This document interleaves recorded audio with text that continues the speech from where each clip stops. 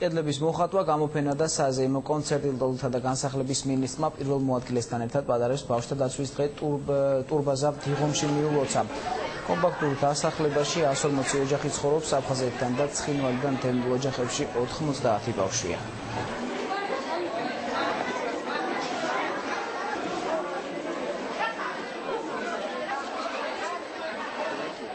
დღეს იღმის ტურბაზის დევნილთა ჩასახლებაში, სადაც ვიხილეთ შესანიშნავი თვითშემოქმედება ბავშვებისა და შესანიშნავი ენთუზიაზმი მათი პედაგოგებისა, შესანიშნავი ნაწარმოებები, ნახატები და ასე შემდეგ.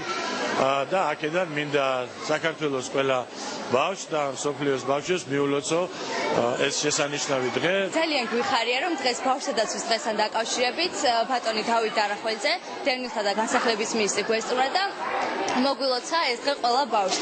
ასევე ყველა ბავშვს საქართველოს მოსახლეობას ვილოცავ ბავშვთა დაცვის დღეს.